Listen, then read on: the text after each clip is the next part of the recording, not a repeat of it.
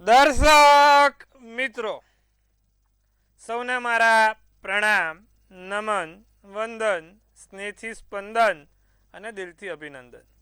આપ સૌ દર્શક મિત્રોનું હાર્દિક ભર્યું સ્વાગત છે, ભાવભર્યું સ્વાગત છે આપના ખાસ કાર્યક્રમ, લોકપ્રિય કાર્યક્રમ, લોક લાડીલા કાર્યક્રમ કાલનો દિવસ કેવોમાં. સૌને દિલથી વંદન, સૌને મારા જય શ્રી કૃષ્ણ, જય મહાદેવ, જય જિનેન્દ્ર, રાધે રાધે અને જય ભગવાન. મિત્રો, સુંદર મજાના કાર્યક્રમને આપણે આગળ વધારીએ છીએ. જે લોકોને ખબર છે, જે લોકો આપણો રોજ કાર્યક્રમ જોવે છે, બધાને ખબર છે કે મહારાજ પંચાંગ બોલશે, પછી દિન વિશેષ કહેશે, દિવસ રાતના ચોગડિયા કહેશે, કોઈ સરસ રસપ્રદ અમને જ્ઞાન આપશે, ત્યારબાદ રાશિ કહેશે અને ત્યારબાદ સુંદર મજાની ચર્ચા કરીશું તમારી સાથે અને પછી ટેરોટના માધ્યમથી જેનો પણ કાલે જન્મદિવસ છે એ લોકોનું ભવિષ્ય બતાવીશું. તો આ બધાને ખબર છે, નવું છે નહીં કંઈ. તો ચલો આવો શરૂ કરીએ, સમય ના બગાડતા, ફોન કોલ વધારે લઈએ અને પંચાંગ દિન વિશેષની શરૂઆત કરીએ. પહેલાં પંચાંગથી તારીખ 25/7/2026 વાર શનિવાર હોય છે. કાલે તિથિ વિક્રમ સંવત 2082 અષાઢ સુદ 11 છે. ભાઈ બહુ મોટો દિવસ, અષાઢી 11. વૃશ્ચિક રાશિમાં ચંદ્ર, જ્યેષ્ઠા નક્ષત્ર, બ્રહ્મયોગ, કરણ વિષ્ટિ છે. તો કાલે પંચાંગમાં તમે જુઓ તો જ્યેષ્ઠા નક્ષત્ર, વૃશ્ચિકનો ચંદ્ર અને બ્રહ્મયોગ છે. હવે પંચક તો છે નહીં, પણ ચંદ્ર બધાને ખબર છે કે જ્યારે ચંદ્ર વૃશ્ચિક રાશિનો હોય એટલે વિછોડો બેઠેલો હોય, અને જ્યારે વિછોડો બેઠેલો હોય એમાં કોઈ શુભ કામ ના થાય. એટલે કાલે કોઈ શુભ કામ નહીં થાય. સૂર્ય કર્ક રાશિમાં, ચંદ્ર વૃશ્ચિક રાશિમાં 6:05 કલાકે સૂર્યોદય, સૂર્યાસ્ત સાંજે 7:24 રહેશે. 4:15 ચંદ્રોદય, ચંદ્રાસ્ત 2:55 છે. અભિજીત મુહૂર્ત 12:19 1:11 રહેશે અને રાહુકાળ 9:24 11:05 રહેશે. તો આ અભિજીત મુહૂર્ત છે 12:19 1:11 અને રાહુકાળ 9:24 11:05.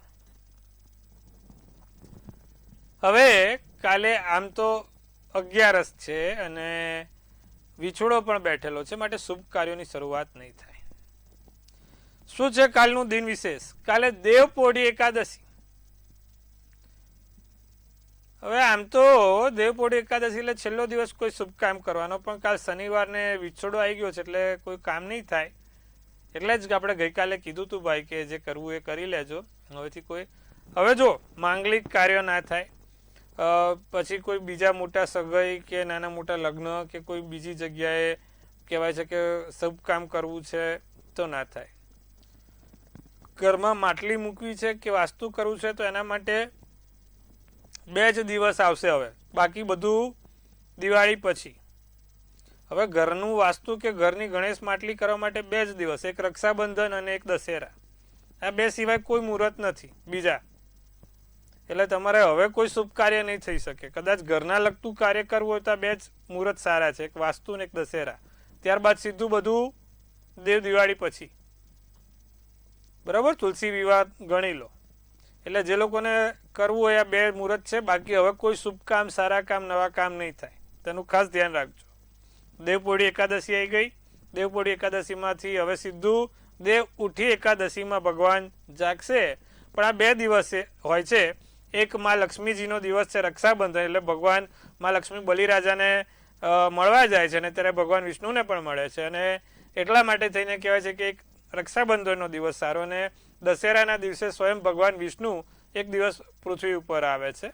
એટલે એટલા માટે આ 2 દિવસને આપણે શુભ ગણ્યા છે, અપવાદરૂપ ગણ્યા છે કે બાકીના ચતુર્માસમાં, 4 માસમાં કોઈ પણ બીજા શુભ કામ નહીં થાય.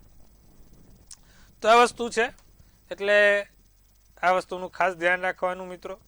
બીજું કે કાલે દેવપોઢી એકાદશીમાં શું કરી શકાય? ભગવાન વિષ્ણુજીની માળા કરો. ઓમ નમો ભગવતે વાસુદેવાય, ઓમ નમો ભગવતે વાસુદેવાયની એક માળા કરો. સાથે દશમ સ્કંદના અધ્યાયનો પાઠ કરો. તમારા માટે કાલે બહુ સારું રહેશે. દિવસ રાતના ચોઘડિયામાં પહેલું ચોઘડિયું કાલે જોઈએ, શુભ છે 7:45 9:25. ત્યારબાદ લાભ ચોઘડિયું 2:25 4:05. ત્યારબાદ અમૃત ચોઘડિયું 4:05 5:47. 3 ચોઘડિયા, 3 સારા ચોઘડિયા. રાત્રિનું ચોઘડિયું લાભ રહેશે 7:24 થી 8:45, શુભ ચોઘડિયું 10:05 થી 11:26 અને પછી આવશે અમૃત ચોઘડિયું 11:26 થી 12:45. તો આ રાત્રિના ચોઘડિયા થયા. તો મિત્રો આજે આપણે વાત કરી દિવસ રાતના ચોઘડિયાની. કોઈ પણ પ્રકારના કદાચ નાના મોટા શુભકામ, માંગલિક કાર્ય તો થશે નહીં, શુભકામ નહીં થાય, પણ ક્યાંક કદાચ કોઈકને મળવા જવું છે, મીટિંગ કરવી છે, તો આ ચોઘડિયામાં જોઈને કરી શકો. ફરીવાર શનિવારના દિવસે આપણે 3 પગથિયા ચડવાની ના પાડી છે. બોલો કયા 3 પગથિયા છે? બધાને યાદ છે, ઘણી વાર કીધું છે. પોલીસ, દવાખાનું અને કોર્ટ કચેરી, આ 3 પગથિયા શનિવારે નહીં ચડવાના, ધ્યાન રાખજો. તો મિત્રો આપણે આ સુંદર મજાની વાત કરી દિવસ રાતના ચોઘડિયાની. હવે આજના વિશેષ અને રસપ્રદ મુદ્દા તરફ આપણે આગળ વધીએ છીએ. શું છે આજનો વિશેષ મુદ્દો, રસપ્રદ મુદ્દો? તો અમુક કુંડલીઓ આપણે તમને જ્યોતિષ ઉપર ખૂબ ઊંડું અને એક વિશેષ જ્ઞાન આપું છું. કદાચ તમને રસ હોય, સરસ હોય, અને અમુક વખત આપણને જ્યોતિષ ઉપર પણ આશ્ચર્ય થાય. અમુક કુંડલીઓ જોતા છે ને આપણને નબળી લાગે છે કે ભાઈ આમાં કોઈ એવા સારા ગ્રહો નથી, શુભ ગ્રહો નથી, કોઈ રાજયોગ નથી બનતા, છતાં પણ એ વ્યક્તિ એક ટોપ ઉપર છે, એક બહુ એની સારી જગ્યા ઉપર નોકરી અથવા તો સારો વેપાર ધંધો છે ને, બધી રીતે સુખી છે. એક નજરે જોતા આપણને એવું લાગે કે આ કુંડલીમાં કોઈ એવા યોગ નથી, તો છતાં એ વ્યક્તિની કુંડલી કેમ આટલી સરસ હોઈ શકે? તો જ્યારે તમને આવું દેખાતું હોય ત્યારે કુંડલી પ્રસ્થાપિત નિયમ અનુસાર, સ્થાન શક્તિના નિયમ અનુસાર એની કુંડલી તપાસવી પડે. જે લોકો, તમને હું એમ બી કહું છું, જે લોકો કદાચ ચંદ્ર કુંડલી, નવમાંશ કુંડલી, લગ્ન કુંડલી, ચલિત કુંડલી જોઈને પણ કોઈ વસ્તુ ના પકડી શકતા હોય, આ તો 4 છે. અમુક કેપી પદ્ધતિ પણ જોવે છે, તે અલગ વસ્તુ છે. ચલો એની પર આપણે પછી ક્યારેક ચર્ચા કરીશું. પણ આ વસ્તુ જોતા પણ આપણને કોઈ વસ્તુ પકડાતી ના હોય ત્યારે આપણે કુંડલી પ્રસ્થાપિત, શક્તિ પ્રસ્થાપિત નિયમો અનુસાર એ જોઈએ તો ચોક્કસથી આપણને પડે છે કે ખબર પડે છે કે આ વ્યક્તિના કુંડલીમાં શક્તિ એક જગ્યાથી બીજી જગ્યાએ પ્રસ્થાપિત થયેલી છે, સ્થાન થયેલી છે, અને માટે થઈને આ વ્યક્તિ ખૂબ ટોપ ઉપર છે. જેમ કે કોઈ પણ કુંડલીના મોટા ભાગના ગ્રહોની શક્તિ એક જ જગ્યાએ કેન્દ્રિત થતી હોય, એ પછી કેન્દ્રમાં કે ત્રિકોણમાં થતી હોય, તો એ વ્યક્તિના ગ્રહો નબળા હોવા છતાં પણ એ વ્યક્તિ ખૂબ ટોપ ઉપર પહોંચે છે. જેમ કે તમને સમજાવો, આપણે મેષ લગ્નથી જોઈએ, પણ તમે સમજો કે મકર એટલે કર્મના સ્થાનમાં મકર રાશિ આવે, 10 નંબરની રાશિ આવે, ત્યાં 5 થી 6 ગ્રહો પડ્યા છે. તો તમે જેટલી બી કુંડલીમાં જોશો તો એની બધી કુંડલીના સ્થાનોમાં પ્રસ્થાપિત થતી શક્તિ એ 10મા સ્થાન ઉપર હશે, અને 10મું સ્થાન એનું શનિ ત્યાં પોતે પ્રબળ હોવાથી બળવાન બનશે, અને માટે એ વ્યક્તિ સારામાં સારો ફેક્ટરી કે સારામાં સારો ઇન્ડસ્ટ્રીનો માલિક અને બધી રીતે આગળ હશે, મહેનતથી પૈસા કમાઈને આગળ આવ્યો હશે, કારણ કે પહેલાની શક્તિ 10મે જાય છે. અમુક વખત આપણને કુંડલીમાં એવું પણ જોવા મળે છે કે ગ્રહો સારા હોય છે, ઊંધું થતું હોય, ગ્રહો સારા હોય છે છતાં પણ માણસ દેવામાં હોય છે, માણસને બીમારી હોય છે, અથવા તો માણસ બિચારો શત્રુઓથી હેરાન હોય છે. આવું કેમ બને? પહેલાની શક્તિ છઠ્ઠે અને છઠ્ઠાની શક્તિ પહેલે, એટલે પહેલાનો માલિક છઠ્ઠે અને છઠ્ઠાનો માલિક પહેલે પરિવર્તન યોગ કરતો હોય તો પણ આવું બને છે. સમજવા જેવી બાબત છે કે જ્યારે પહેલાની શક્તિ છઠ્ઠે બેઠેલી હોય અને છઠ્ઠે પોતે એની સ્થાપિત થતી હોય, જેમ કે તમે સમજો કે છઠ્ઠે બુધ બેઠો છે અને પહેલાની શક્તિ છઠ્ઠે ગઈ, બુધ અને મંગળ જોડે બેઠો છે, તો પહેલાનો માલિક મંગળ થાય, મેષ લગ્નનો માલિક, અને કન્યાનો લગ્નનો માલિક બુધ થાય. તો તમે સમજો કે પહેલા સ્થાનનો અને છઠ્ઠા સ્થાનનો બંનેનો માલિક મંગળ બુધ છઠ્ઠા સ્થાનમાં છે, અને બુધ સ્વગૃહી થઈને ત્યાં એની કુંડલીની જે શક્તિ છે પ્રસ્થાપિત થઈ ગઈ છે. તો માણસના બીજા કુંડલીમાં ઘણા રાજયોગ હોય કે ઘણા સારા યોગ હોય છતાં પણ એ માણસ આગળ નથી આવી શકતો. એ માણસ હંમેશા દેવાના ચક્કરડામાં, ઋણના ચક્કરડામાં ક્યાંક ને ક્યાંક ફસાયેલો હોય છે. જ્યારે આવી નાની નાની વાતો તમને જ્યારે સમજણ પડે ત્યારે તમે જ્યોતિષ સમજી શકો. હું અત્યારે ઘણા લોકો બિચારા મારા ત્યાં આવે છે કે ભાઈ એ લોકોને છે જ્યોતિષ સંશોધનનો વિષય છે. એ હું બધાને કહું છું કે જેમ સાયન્સ વિજ્ઞાન શોધખોળથી આગળ વધે ને, એમ જ્યોતિષ પણ શોધખોળથી આગળ વધે. છે, સમજવા જેવી બાબત છે. અત્યારના લોકો બધા, મારે ત્યાં એક જણનો ફોન આવ્યો, મહારાજ મને હમણાં એક જણને મેં બતાવ્યું, મને એટલું બધું નેગેટિવ કરી નાખ્યું કે અમારું મન હવે એ થાય છે. તો તમે એ વ્યક્તિઓથી તમને જો લાગે તો દૂર રહો. જ્યોતિષ હંમેશા સચોટ અને સમસ્યાઓનું માર્ગદર્શનનું નિવારણ આપે છે, ના કે તમને અંધારામાં લઈ જાય કે ના તો તમને ઊંધા રસ્તા લઈ જાય. બીજી વસ્તુ એ છે કે ફરીવાર કીધું એમ કે જેમ વિજ્ઞાનમાં પ્રયોગો થાય અને ત્યારબાદ કોઈ વસ્તુનું આપણે મૂલ્ય સાધી શકાય, એમ જ્યોતિષ પણ સાહેબ બહુ સમજવા છે. એમ એના પૃથ્યોકરણના આધારે, તથ્યોકરણના આધારે, એની ઉપર થતા ગ્રહોની અસરના આધારે આપણે માણસનું ભાવિ કથન સાધી શકાય છે.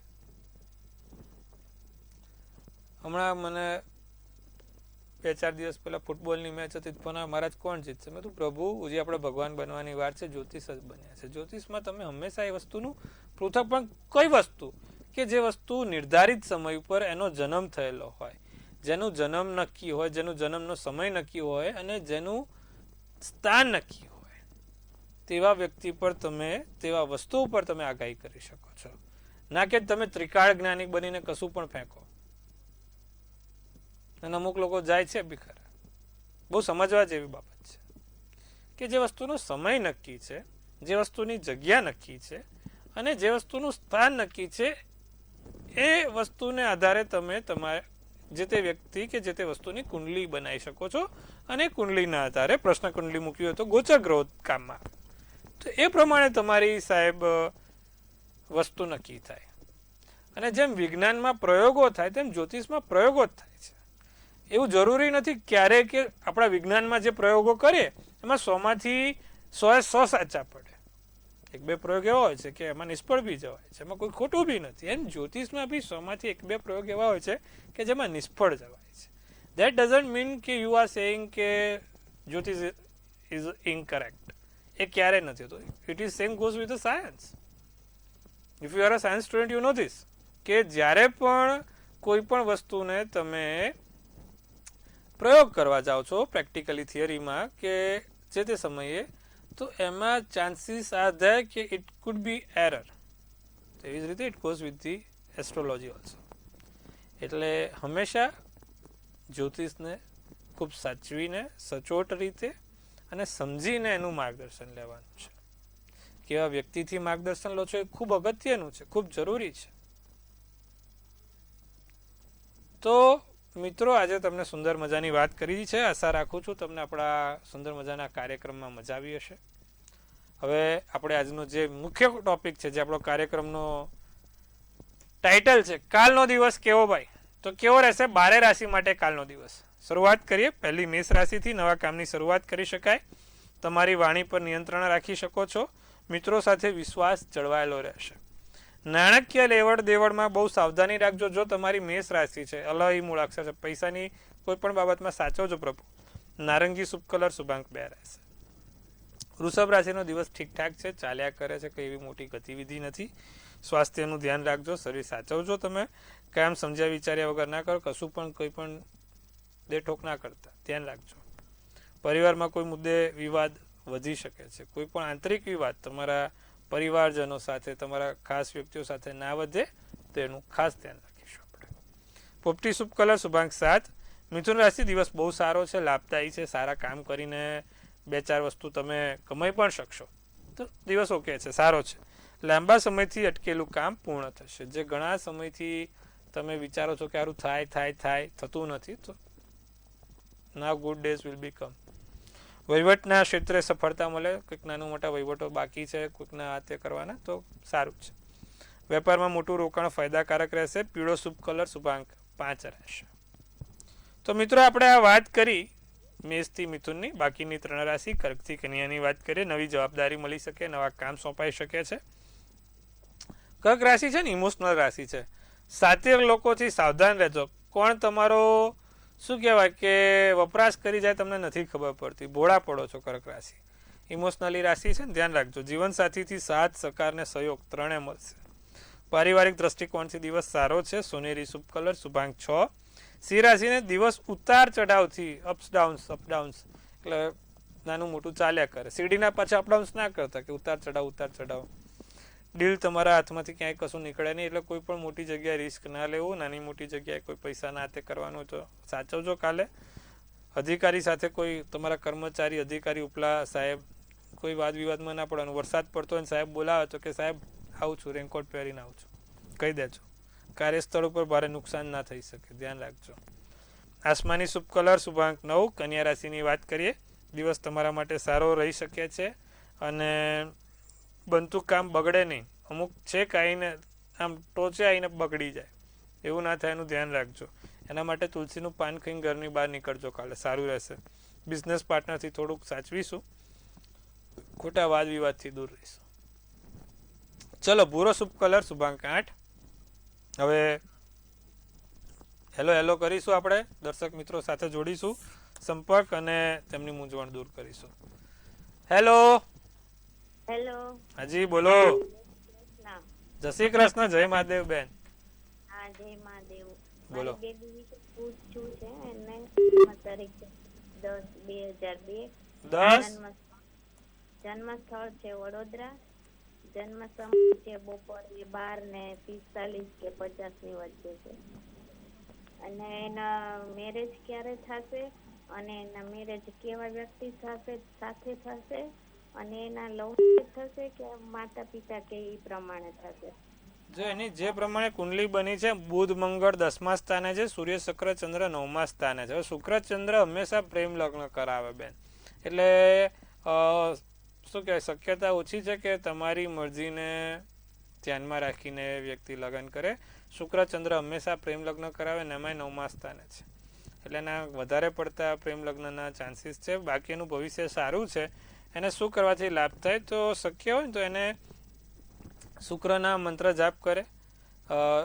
રોજ જે ઓમ શ્રીંગ શ્રીએ નમઃના મંત્રનો જાપ કરે, જેથી એને ભવિષ્ય સારું રહે. આટલું કરાવજો, એનું લાભ થશે. બધી રીતે સારું છે. બીજી કોઈ ચિંતા નથી. આ મંત્રના જાપથી બધું આવી જશે. અન્ય દર્શક મિત્રને જોડીશું આપણે. હેલો. जय श्री कृष्ण. हाँ, मुझे पूछना था मेरे हस्बैंड के लिए. उनकी बर्थ डेट है 26 है 1995. नहीं 26 मई 1995. ओके. वडोदरा. और टाइम है सुबह 9:10. मुझे पूछना था कि इनके ऊपर कर्जा है तो उतरेगा कि नहीं, और गवर्नमेंट जॉब में कुछ प्रॉब्लम्स चल रही है तो उस पे तो कोई खतरा नहीं आएगा ना, और कर्जा कब उतरेगा? देखिए, अभी उनका जो चंद्र है वो मेष राशि का है, मिथुन लग्न है, अश्विनी नक्षत्र और 13 की तिथि है. अभी कर्जा जो है वो गुरु उसका वेरी वीक है, दैट्स वाई. और दूसरा कि देखो, गवर्नमेंट में तो कोई ऐसी दिक्कत नहीं दिख रही, क्योंकि उनका वैसे शनि काफ़ी पावरफुल है. तो जब भी कुंडली में शनि पावरफुल होता है तो वो गवर्नमेंट से दिक्कत नहीं करवाता. It should be very smoothly, it will be go very smoothly, no hurdles will be come. But the problem is that कि राहु अभी काफ़ी डिसएडवांटेजेस दे रहा है आपको. तो you should have to chant a Rahu मंत्र. ओम ब्रांग ब्रिंग ब्रोंग स रावे नमः. That is the mantra of the Rahu.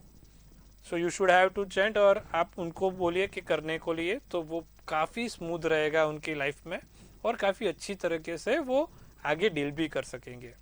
तो ये कीजिए. उनकी ये करने से उनका जो डेप्ट है वो काफ़ी हद तक कम हो जाएगा. और इफ़ इट इज़ पॉसिबल तो राहु का एक स्टोन आता है, इट इज़ कॉल्ड गोमेद, तो वो वेयर कर ले तो काफ़ी अच्छा है. वो सिल्वर की चेन में वेयर करना होता है, तो that will be a fine also. तो ये कर लीजिए. इनसे आपके हस्बैंड को काफ़ी हद तक it goes very smooth his life and he can be succeed. उनका नेक्स्ट ईयर से काफ़ी अच्छा रहेगा. राहु की दशा 2027 के अप्रैल में ख़त्म होने वाली है, तब तक ये थोड़ा चलेगा. लेकिन ये जो मैंने रेमेडीज़ की है उससे आपका काफ़ी हद तक प्रॉब्लम सोल्व हो जाएगा. तो मित्रों, सुंदर मजानी बात करी આપણે. હવે બાકીની પણ રાશિ જોડે વાત કરીશું. તુલા રાશિની બી આપણે ધ્યાન રાખવું પડે ને. તુલા રાશિવાળા જૂના મિત્રોની મુલાકાત થાય, જૂના વ્યક્તિઓ સાથે મળવાનું થાય, અથવા તો જૂના વ્યક્તિઓ તમારા જીવનમાં પાછળ સંપર્ક કરવાનો પ્રયત્ન કરશે. પ્રોપર્ટીને લઈને કોઈ નાનો મોટો નિર્ણય અથવા તો પ્રોપર્ટીને લઈને કોઈ એવી નાની મોટી વાતચીત થઈ શકે છે. વેપારમાં ચાલી રહેલા અવરોધો દૂર થશે. સાસરિયા પક્ષ તરફથી આર્થિક મદદ મળી શકે છે. ગુલાબી શુભ કલર શુભાંક 5.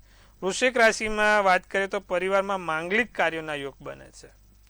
તો બહુ સારું છે. નાના મોટા શુભ કામ કોઈ પણ ધર્મને કે આ તેને લગતા થઈ જાય. બિઝનેસ પાર્ટનર સાથે સંબંધો સુધરશે. નોકરિયાત લોકો માટે પ્રમોશન મળવાના યોગ છે. વહીવટી ક્ષેત્રે સફળતા મળી શકે એમ છે. તમારા માટે કથ્થઈ શુભ કલર અને શુભાંક 4 છે ભાઈ. વાત કરીએ ધનરાશિની તો સ્વાસ્થ્ય તમારું બગડે નહીં તેનું ખાસ ધ્યાન રાખજો. અત્યારે વાવડ ખરાબ છે. ધનરાશિને પહેલી અસર પડી શકે છે, માટે ધનરાશિ થોડુંક સાચવે. અનિચ્છનીય બનાવ કારણ વગર બજારમાં ફરવા ના જતા. નાની મોટી શનિવાર છે. શનિ ભારે ધનરાશિ અકસ્માત નાનું મોટું ક્યાંક ગાડી ઠોકાય નહીં એનું ધ્યાન રાખજો. વેપારમાં નાનું મોટું રોકાણ કરતા 100 વાર વિચારજો. ક્રીમ શુભ કલર શુભાંક 6 છે. છેલ્લી 3 રાશિ મકર કુંભ મીન શું કહે છે? પ્રોપર્ટીના સંબંધિત રોકાણમાં સાવધાની રાખો. નિર્ણય પેપર વર્કને જે તે કરવાનું છે સમજી વિચારી. પેપરમાં કાંઈ સહી સિક્કા કે કોઈ બી કાલે જો તમારે મકર રાશિવાળાને કરવાનું છે બેંકના કાગળ જે તે A to Z કોઈ પણ હોય કે જ્યાં સહી સિક્કા આવતા હોય 100 વાર વિચારે. શત્રુ પક્ષ પ્રબળ રહી શકે છે.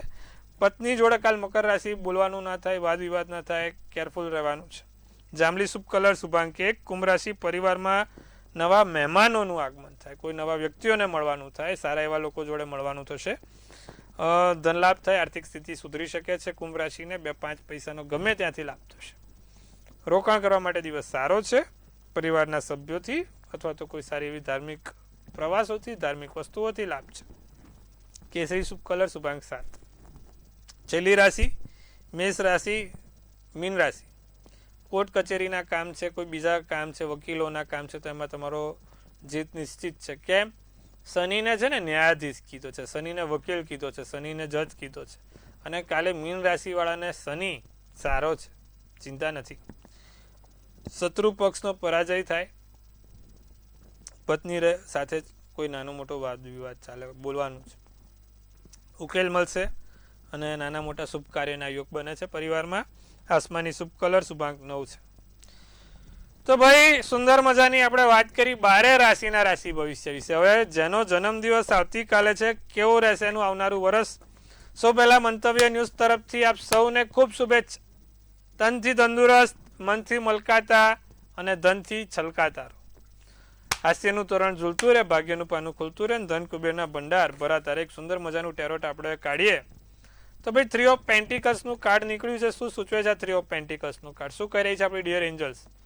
તો ભાઈ લખેલું છે પહેલાં તો કે ટીમ વર્ક સાથે, બધાનો સાથ, બધાનો સંગાથ અને સૌનો સાથ, સૌના વિકાસ સાથે આગળ વધશું.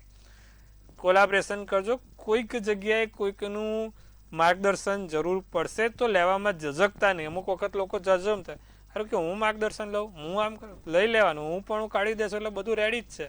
તો ક્યાંક કોઈક માર્ગદર્શન લેવાની જરૂર પડે તો જરાય અચકતા નહીં અને શાંતિથી સુંદર રીતે માર્ગદર્શન લેજો. તમારા કોઈ પણ માથા ઉપર વ્યાજના ચક્રો છે અથવા તો દેવું છે તો આ વર્ષે બધું પૂરું થવાની તૈયારીમાં છે. વર્ષ સારું છે, સુંદર છે. બસ નવું દેવું ના કરતા તેની તમને ખાસ એક સલાહ આપું છું, કારણ કે જે પ્રમાણે કાર્ડ છે જૂનું તો પૂરું કરશો પછી કે લાવો હવે નવું કરીએ, તો એવું ના કરતા. પતી ગયું જય શ્રી કૃષ્ણ. શું કરવાથી લાભ થાય? કાલે જેનો પણ જન્મદિવસ છે, શનિવાર છે ને 11 છે, દર શનિવાર સાંજે 7 લવિંગ છે ને શનિ મહારાજને મૂકવાનું રાખે. વરસ સારું ને સુંદર જશે. તો મિત્રો આજે આપણે સુંદર મજાની વાત કરી. સરસ મજાનું તમને કુંડલી પ્રસ્થાપિત નિયમોના અનુસાર જ્યોતિષનું માર્ગદર્શન સમજાવ્યું. આશા રાખું છું તમને આપણો આ કાર્યક્રમ ગમ્યો હશે. જો ગમતો હોય તો તમે લોકોને કહેતા રાખો. યુટ્યુબ પર સબસ્ક્રાઇબ કરો ચેનલને મંતવ્ય ન્યૂઝ. તમે લખશો ને એટલે તમારે આપણો કાર્યક્રમ રોજ એમાં પડે જ છે, જોવાનું રાખો. કદાચ ક્યાંક બહાર ગયા હોય તો તમે એમાં જોઈ શકો છો. એટલે મંતવ્ય ન્યૂઝને સબસ્ક્રાઇબ કરો, શેર કરો, લાઇક કરો અને બધાને કહેતા રહો, જોતા રહો મંતવ્ય ન્યૂઝ. સચોટ અને સટીક સમાચાર, મનની વાત મંતવ્ય રૂપે. એટલે સુંદર મજાની ચેનલ છે, બધાના માટે સારા કામ કરતી ચેનલ છે. બધાને કહેજો જોવે. આપણે આવતીકાલે ફરીવાર મળીએ છીએ સાંજે 4:30 કલાકે. ત્યાં સુધી આપ સૌને મારા હર હર મહાદેવ.